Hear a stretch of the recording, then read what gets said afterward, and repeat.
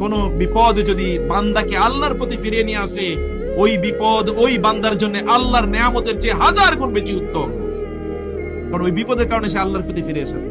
আপনারা দেখেছেন কিনা, আমি জীবনে অনেক লোকের দেখেছি, বাবা মারা গিয়েছে, এরপরে তিনি এখন আল্লাহওয়ালা হয়ে গেছে, এখন আর নামাজ ত্যাগ করে না, এখন হজ করতে যায়, এখন সে দাঁড়িয়ে রেখেছে, এখন আর হারাম এর প্রতি সে উদ্বুদ্ধ হয় না। আল্লাহ সুবহানাহু ওয়া তাআলা বিপদে ফেলেও বহু লোকের তার দিকে ফিরে নিয়ে আসেন। ঈমানদারদের জন্য সকল অবস্থা কল্যাণকর। আজাবান লিআমরিল মুমিন ইন আমরাহু কুল্লাহু লাহু খায়র। একজন মুমিনের অবস্থা সবসময় অবাক করার মতো, বিস্ময়কর। যাই ঘটুক না কেন তার জীবনে, সেটাই তার জন্য কল্যাণকর। যখন সে কোনো ভালো কিছু পায়, শুকর আদায় করে, এটি তার জন্য কল্যাণকর। যখন তার কোনো বিপদ হয়, ধৈর্য ধারণ করে, এটাও তার জন্য কি কল্যাণকর। আজাবান লিআমরিল মুমিন, একজন মুমিনের অবস্থা সবসময় অবাক করার মতো, সবসময় তার জন্য কল্যাণকর। অতএব আপনি যদি কখনো বিপদে পড়েন, এই বিপদের দুটো অর্থ হতে পারে। এই বিপদের একটি অর্থ হচ্ছে মহান আল্লাহ সুবহানাহু ওয়া তাআলা আপনাকে বিপদে ফেলে আল্লাহ সুবহানাহু ওয়া তাআলা আপনার গুনাহগুলোকে মাফ করিয়ে দিতে চান।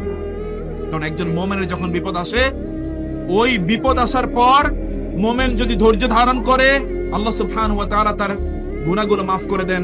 হাদিসে এসে হাত্তা শাওকাতা, এমনকি একজন মুমিনকে যদি একটা কাঁটা বিদ্ধ করে, এই কাঁটা বিদ্ধ করার কারণেও মুমিনের গুনাহগুলো মাফ হয়ে যায়। আর 2 নম্বর হচ্ছে, হতে পারে দীর্ঘদিন পর্যন্ত মহান আল্লাহ সুবহানাহু ওয়া তাআলা আপনার কণ্ঠ শুনতে পাননি, অনেকদিন আপনি আল্লাহকে ডাকেননি, কিন্তু আল্লাহ আপনার ডাকটাকে শুনতে চান। এইজন্য আল্লাহ সুবহানাহু ওয়া তাআলা আপনাকে বিপদে ফেললেন। আম্মা ইউজিবুল মুত্তাররা ইযা দাআহু ওয়া ইয়াকশিফুস সু ওয়া ইয়াজআলুকুম খুলাফাআল আরদি আইলাহুম মা'আল্লাহ। যখন তোমরা বিপদে পড়ো, তখন তো তোমরা আল্লাহকে ডাকতেই বাধ্য হবে, ডাকবেই। সেজন্য কখনো কখনো বিকজ অফ হিজ লাভ, এইজন্য ইবনে তাইমিয়া রাহিমাহুল্লাহ বলেছেন, কোন বিপদ যদি বান্দাকে আল্লাহর প্রতি ফিরিয়ে নিয়ে আসে, ওই বিপদ ওই বান্দার জন্য আল্লাহর নেয়ামতের চেয়ে 1000 গুণ বেশি উত্তম। কারণ ওই বিপদের কারণে সে আল্লাহর প্রতি ফিরে এসেছে। অতএব বিপদকে বিপদ মনে না করা, মহান আল্লাহ সুবহানাহু ওয়া তাআলা ভয় বা তাকওয়া নিজের অন্তরে তৈরি করা। প্রিয় ভাইরা, সকল অবস্থায় কোন কাজ করবেন সেটি আল্লাহর ভালোবাসায়। কোন কাজ যদি আপনি না করতে চান, তাহলে সেটিও কেবলই আল্লাহ সুবহানাহু ওয়া তাআলার ভয় আপনি করুন। যদি আল্লাহর ভয় আপনি করেন, তাহলে আল্লাহ সুবহানাহু ওয়া তাআলা গোটা পৃথিবী আপনার জন্য অবনত করে দেবেন। শুধু তাই নয়, আল্লাহ আপনার সকল বিপদগুলো দূর করে দেবেন। আপনাদের মনে আছে বুখারী সেই হাদিস, 3 যুবক তারা যাচ্ছিল, 3 ব্যক্তি তারা যাচ্ছিল মরুভূমিতে। হঠাৎ করে তারা একটা পাহাড়ে, তারা সেখানে একটি গুহায় গিয়ে আশ্রয় নেয়। বিপর্যয়ের কারণে গুহার মুখে একটা বড় পাথর এসে গুহাকে বন্ধ করে দেয়। এর মধ্যে এক যুবক আল্লাহর কাছে এই প্রার্থনা করে বলল, আল্লাহ, আমি একটি অবস্থা পেয়েছিলাম কোন একজন নারীর সাথে খারাপ আচরণ করার মতো, কিন্তু ওই নারী যখন আমাকে বলল ইত্তাকিল্লাহ, আল্লাহকে ভয় করো, তখন আমি সেখান থেকে দ্রুত পালিয়েছি। আল্লাহ, তোমার ভয় যদি আমি কাজটি করে থাকি, তাহলে তুমি এই বিপদ দূর করে দাও। ওই বিপদ দূর হয়ে গেল।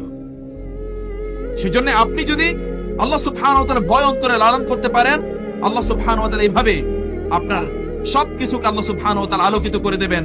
আল্লাহ সুবহানাহু ওয়া তাআলা আপনার বিপদকে দূর করে দেবেন। এবং ঠিক মতো যদি সালাত আদায় করি, প্রিয় ভাইরা, এই জন্য বোনদেরকে বলছি, কসমেটিক্স এর আর দরকার নাই, আপনাদেরও স্নো পাউডার ইত্যাদি মাখার প্রয়োজন নাই। যদি ঠিক মতো সালাত আদায় করা যায়, আল্লাহ রাসূল সাল্লাল্লাহু আলাইহি ওয়াসাল্লাম বলেছেন, ওয়াস-সালাতু নূরুন, সালাত হচ্ছে কি আলো। কেউ যদি নামাজ আদায় করে, তাহলে আল্লাহ সুবহানাহু ওয়া তাআলা আলো দিয়ে সবকিছু তার জন্য ভরে দেবেন। সালাত আদায় করলে, এবং শুধু তাই নয়, সালাতের যে পূর্ববর্তী কাজগুলো, অর্থাৎ ওযু করা, যেই ব্যক্তিরা ওযু করবে, এই ওযুর কারণে কিয়ামতের দিন ওযুর স্থানগুলো থেকে এমন ভাবে আলো ঠিকরে পড়বে, গুররাব মুহাজ্জালিনা মিন আসারিল উযু, ওযুর স্থান থেকে এমন ভাবে আলো ঠিকরে পড়বে যে অন্যরা রাসূল সাল্লাল্লাহু আলাইহি ওয়াসাল্লাম তাদেরকে দেখে দেখে চিনবেন, এর হচ্ছে আমার উম্মাহ। কারণ এইখান থেকে আলো তখন ঠিকরে পড়তে থাকবে। যদি ওযুর স্থান থেকে যদি আলো ঠিকরে পড়ে, তাহলে সালাত আদায় করলে কি হতে পারে বলুন তো? আল্লাহ রাসূল সাল্লাল্লাহু আলাইহি ওয়াসাল্লাম বলেছেন, আল্লাহ সুবহানাহু ওয়া তাআলা জাহান্নামের জন্য ব্যক্তির সেজদার স্থানটাকে স্পর্শ করা হারাম করে দিয়েছেন। এই জন্য সেই সকল ব্যক্তিরা সকল বিচার আচার শেষ, জান্নাতীরা জান্নাতে, জাহান্নামীরা জাহান্নামে। আল্লাহ সুবহানাহু ওয়া তাআলা বলবেন, যাও জাহান্নামে যাও। ফেরেশতাদেরকে বলবেন অথবা নবী রাসূলকে বলবেন যে যাও জাহান্নামে যাও, গিয়ে দেখো যে কারা আছে এমন যে তারা আমার জন্য সেজদা করেছিল, তাদেরকে জাহান্নাম থেকে বের করে নিয়ে আসো। তাদেরকে জাহান্নাম থেকে বের করে, কারণ জাহান্নাম তাদের ওই সেজদার অংশটুকু জাহান্নাম স্পর্শ করতে পারবে না। অতএব সালাত আদায় করুন। যদি সালাত আদায় করতে পারেন, আল্লাহ সুবহানাহু ওয়া তাআলা নূর দিয়ে, আল্লাহ সুবহানাহু ওয়া তাআলা আপনাকে আলো দিয়ে ভরে দেবেন। এবং অতঃপর আমরা যে কথা বলতে চাই, আপনি যদি ধৈর্য ধারণ করেন, রাসূলুল্লাহ সাল্লাল্লাহু আলাইহি ওয়াসাল্লাম বলেছেন ওয়াস-সাবরু দিয়াউন, সবর ধৈর্য ধারণ করতে যদি আপনি পারেন, তাহলে আল্লাহ সুবহানাহু ওয়া তাআলা আলো দিয়ে আপনার গোটা জীবনকে আল্লাহ সুবহানাহু ওয়া তাআলা ভরে দেবেন। প্রিয় ভাইরা, কোরআন তেলাওয়াত করুন, কোরআনের সাথে সম্পর্ক করুন প্লিজ। আল্লাহ সুবহানাহু ওয়া তাআলা তিনি কোরআন নাযিল করেছেন, কদ জাআকুম মিনাল্লাহি নূর, আল্লাহর পক্ষ থেকে কোরআন এসে তোমাদের কাছে আলোকবর্তিকা হিসাবে, কিতাবুম মুনির। শুধু নূর তিনি বলেননি, বলেছেন এটা এমন একটা কিতাব যেটা আলো প্রদানকারী, আলো দানকারী কিতাব। এর সাথে সম্পর্ক রাখলেই আল্লাহ সুবহানাহু ওয়া তাআলা গোটা জীবনকে আলোকিত করে দেবেন। আল্লাহ সুবহানাহু ওয়া তাআলা বলেছেন যে ওয়ামা কুনতা তাদরি মাল কিতাবু ওয়ালাল ঈমান ওয়ালাকিন জাআলনাহু নূরান নাহদি বিহি মান নাশাউ মিন ইবাদিনা, আমি আপনার কাছে যে কিতাব নাজিল করেছি, এই কিতাবের মাধ্যমে আমি যাদেরকে হেদায়েত দেই তাদের অন্তরে নূর আমি তৈরি করে দেই, আলো তৈরি করে দেই। বিশ্বাস করুন, কোরআন পড়ে দেখুন, আল্লাহ সুবহানাহু ওয়া তাআলা আলো দিয়ে আপনার গোটা জীবনকে ভরে দেবেন। অন্ধকার দেখবেন না কিছুই। এটি এই অন্ধকার কথা বলি না, আমি রাতের অন্ধকারের কথা বলি না। এই অন্ধকার থাকবে, কিন্তু জীবনে আপনি অন্ধকার দেখবেন না। কারণ আল্লাহ সুবহানাহু ওয়া তাআলা তিনি আপনাকে চারিদিকে শুধুমাত্র আপনার জন্য আলোর বন্যা, সুখের বন্যা আল্লাহ সুবহানাহু ওয়া তাআলা বইয়ে দেবেন। আমরা তো এখন আলোর জন্য, সুখের জন্য পেরেশান হয়ে যাই, কিন্তু আমরা যেই জায়গায় সুখ পাওয়া যাবে, আলো পাওয়া যাবে, সমৃদ্ধি পাওয়া যাবে, সেই জায়গায় আমরা একেবারেই আসি না। আল্লাহ সুবহানাহু ওয়া তাআলা বলেছেন, ইয়া আইয়ুহান নাস ক্বাদ জাআকুম মিনাল্লাহি, হে লোকেরা, তোমাদের জন্য আল্লাহ সুবহানাহু পক্ষ থেকে বুরহানুম মির রাব্বিকুম, বুরহান এসে তোমাদের জন্য, ওয়া আনজালনা ইলাইকুম নূরাম মুবিনা, এবং আমি তোমাদের কাছে আমার পক্ষ থেকে নূর পাঠিয়েছি, নূর। ক্বাদ জাআতকুম মাউইযাতুম মির রাব্বিকুম ওয়া শিফাউন লিমা ফিস সুদুর ওয়া হুদান ওয়া রাহমাতুল লিল মুমিনিন কুল বিফাদলিল্লাহি ওয়া বিযালিকা ফালইফরাহু ওয়া খায়রুম মিম্মা ইয়াজমাউন। আপনি বলুন, এই কোরআন তাদের কাছে এসেছে, এই কোরআন নিয়ে তারা যেন আনন্দ করে, এই কোরআন নিয়ে তারা যেন তাদের সুখ প্রকাশ করে, তারা যেন কোরআনের সাথে তাদের সময়টাকে কাটায়, অন্য কোথাও সময় না কাটিয়ে কোরআনের সাথে সময় কাটিয়ে দেখেন আল্লাহ সুবহানাহু ওয়া তাআলা অন্তরে কিভাবে প্রশান্তি তৈরি করে দেন। সেজন্য কোরআন তেলাওয়াতের কথা আপনাদেরকে বলবো। আল্লাহ সুবহানাহু ওয়া তাআলা কোরআন পাঠালেন আমাদেরকে, আমাদের জন্য আলো স্বরূপ। আল্লাহ সুবহানাহু ওয়া তাআলা জিকির করুন, আল্লাহর স্মরণ করুন, প্রতি মুহূর্তে স্মরণ করুন। আফামান শারাহাল্লাহু সাদরাহু লিল ইসলামি ফাহুয়া আলা নূরিম মির রাব্বিহি ফাওয়াইলুল লিল কাসিয়াতি কুলুবুহুম মিন যিকরিল্লাহ। আল্লাহ বলেন, একদল লোক যারা আল্লাহ সুবহানাহু ওয়া তাআলাকে স্মরণ করে, আল্লাহ সুবহানাহু ওয়া তাআলা তাদের অন্তর আলো দিয়ে ভরে দেন। ফাহুয়া আলা নূরিম মির রাব্বিহি, আল্লাহ সুবহানাহু ওয়া তাআলাকে নূর দেন, আলো দেন। আপনি কিসের আলোর জন্য খুঁজেন? বহু লোক আছে, আল্লাহ সুবহানাহু ওয়া তাআলা বললেন, কামান মাসারু ফি যুলুমাতি লাইসা বিখারিজিম মিনহা, একদল লোক আছে তারা আলোর মধ্যে থাকে কিন্তু তাদের গোটা জীবন অন্ধকারাচ্ছন্ন। আরেকদল লোক আছে তারা আলোর মধ্যে নাই। হতে পারে যে তাদের চারিদিকে আপনি হয়তো দেখবেন যে লোকের কোনো কিছুই নাই, কিন্তু আল্লাহ সুবহানাহু ওয়া তাআলা তাকে আলো দিয়ে ভরে দিয়েছেন। প্রিয় ভাইরা, আমরা ইবাদত করি আল্লাহ সুবহানাহু ওয়া তাআলার, কিন্তু আমাদের ইবাদতগুলো কবুল হয় কিনা সেটিও আমাদের দেখার বিষয় আছে। ইবাদত আপনি করছেন, ইবাদত করার পর যদি আপনার অন্তরে একটা তৃপ্তি তৈরি হয়, পরিতৃপ্তি তৈরি হয়, প্রশান্তি তৈরি হয়, তাহলে বুঝবেন যে আপনার ইবাদত কবুল হচ্ছে। ইবাদত কবুল হওয়ার জন্য প্রধানতম দুটো শর্ত, ওলামায়ে কেরাম আরেকটি কথা তারা বলে থাকেন, সেই কথাটিও আমাদের জানা দরকার। ইবাদত কবুল হওয়ার জন্য প্রথম যে শর্তটি, তা হলো আল্লাহ সুবহানাহু ওয়া তাআলার জন্য ইবাদত করা। ইবাদত করা কেবলমাত্র কার জন্য? আল্লাহর জন্য, আর কারোর জন্য নয়। ওয়ামা উমিরু ইল্লা লিয়াবুদুল্লাহা মুখলিসিনা লাহুদ্দিন, তারা কেবলমাত্র আমার জন্য ইবাদত করবে, এই জন্য তাদেরকে নির্দেশ প্রদান করেছে। আল্লাহর জন্য ইবাদত করা। দুই নম্বর বিষয় হচ্ছে ইবাদতটা করতে হবে সুন্নাহ মোতাবেক। ইবাদতটা করতে হবে কি মোতাবেক বলুন তো? সুন্নাহ মোতাবেক। আরেকটা জিনিস আছে, ইবাদত করার জন্য আপনার যে শক্তি সামর্থ্য দরকার, যে শরীরের উপর ভিত্তি করে আপনি ইবাদত করবেন, এই শরীরটা যেন গড়ে ওঠে হালালের উপর। কিসের উপর? হালালের উপর। আল্লাহ সুবহানাহু ওয়া তাআলা নবী রাসূলদেরকে বলেছেন পর্যন্ত, ইয়া আইয়ুহার রাসূলু কুলু মিনাত তাইয়্যিবাতি ওয়া আমালু সালিহা ইন্নী বিমা তা'মালুনা আলিম। হে নবী রাসূলগণ, আপনারা ইবাদত করবেন তবে ভালো খেয়ে নেন, হালাল খেয়ে নেন। হালালের তো সংজ্ঞাই আমাদের জানা নেই, হালাল আমরা বুঝি না, হালালটা কি আমরা বুঝি না। রাসূলুল্লাহ সাল্লাল্লাহু আলাইহি ওয়াসাল্লাম বলেছেন, এমন অনেক লোক আছে তারা ইবাদত করতে যায়, হজের মতো ইবাদত করতে যায়, এবং সেখানে গিয়ে আরাফার ময়দানে সে বলতে থাকে, ইয়া রাব ইয়া রাব ইয়া রাব, হে আল্লাহ হে আল্লাহ, তুমি আমার এটা কবুল করো, ওইটা করো, ওইটা করো। ফাআন্না ইউস্তাজাবু লাহ, কিভাবে সেই ব্যক্তির দোয়া কবুল হবে? ওয়া মা আকালুহু হারামুন ওয়া মাশরাবুহু হারামুন ওয়া মাশরাবু ওয়া মালবাসু হারামুন ওয়া গুযযিয়া বিল হারামি ফাআন্না ইউস্তাজাবু লাক।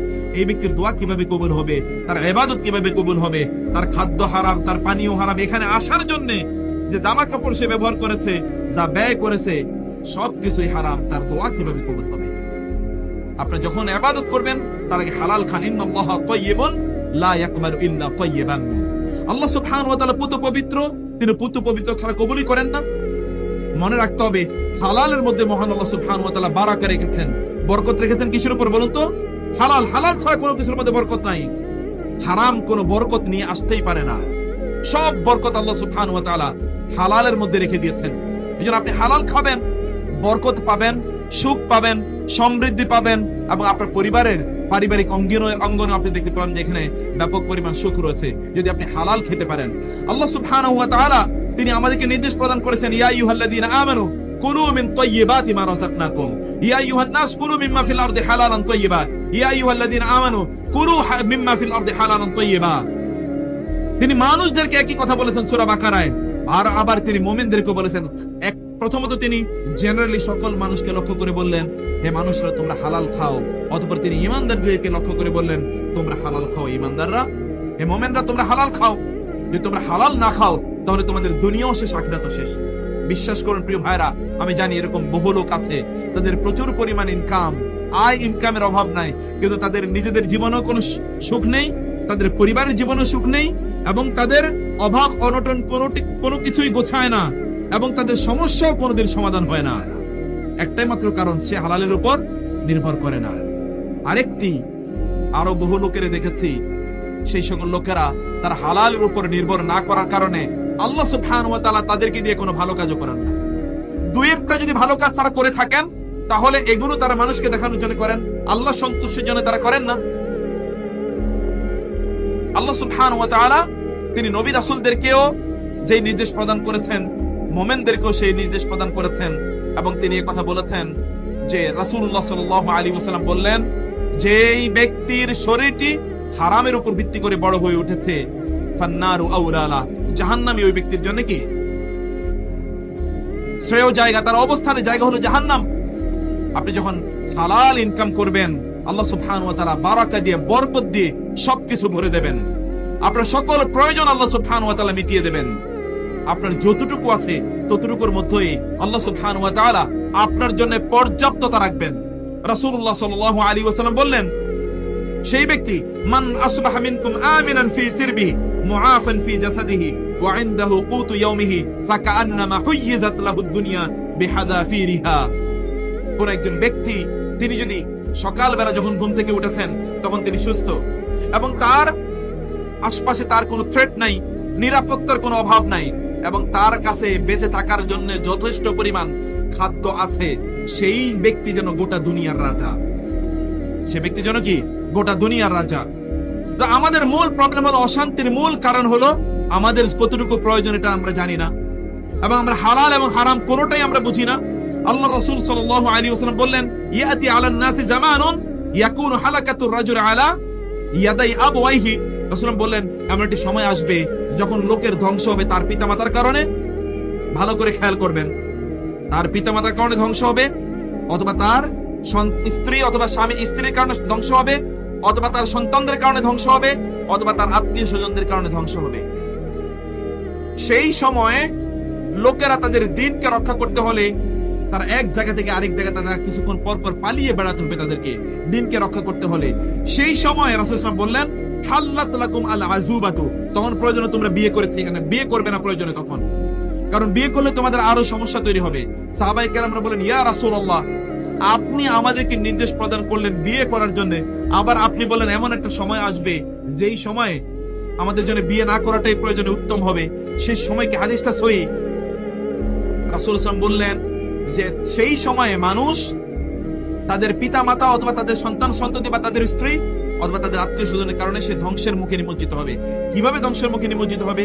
তিনি বললেন, সেই ব্যক্তি হালাল ভাবে জীবন যাপন করতে চাইবে, কিন্তু ইউআইয়িরুনাহু বিদাইতি মাঈশাতিহি, ওই ব্যক্তিরা তাকে তার খুব স্বাভাবিক জীবন যাপন করার কারণে তাকে লজ্জা দেবে, এবং তাকে বলবে, হয়তোবা স্ত্রী তাকে বলবে তুমি যদি আমাকে ভালো একটা শাড়ি কিনে না দিতে পারো, যদি আমাকে একটু গয়না কাটিয়ে না দিতে পারো, তাহলে তুমি আমাকে কেন বিয়ে করলে? আমাকে বিয়ে না করে তোমার বিয়ে করাই উচিত হয় নাই। ছেলেমেয়েরা বলবে, বাবা যদি ভালো কিছু আমাদেরকে নাই দিতে পারো, তাহলে তুমি আমাদেরকে জন্ম দিলে কেন? পিতামাতা বলবে, তোমার এত কষ্ট করে পড়াশোনা করালাম, তুমি আমাদেরকে এখন বৃদ্ধকালে একটু ভালো করে রাখতেও পারবে না, একটা চাকরি বাকরিও পাইলা না। আত্মীয় স্বজন বলবে, বন্ধু বান্ধবরা বলবে, তোমার এই হালত কেন? তোমার বন্ধু আমরা, দেখুন আমরা কত টাকা পয়সার মালিক, তো তোমার অবস্থা এরকম কেন?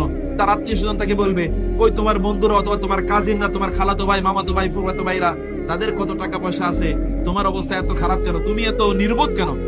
তুমি এত আহাম্মক কেন? প্রত্যেকটা লোক তাকে এভাবে চাপতে থাকবে। দুনিয়া তারা স্ট্যান্ডার্ড দেখবে যে দুনিয়ার উপর ভিত্তি করে তারা অন্যদেরকে পরিমাপ করবে।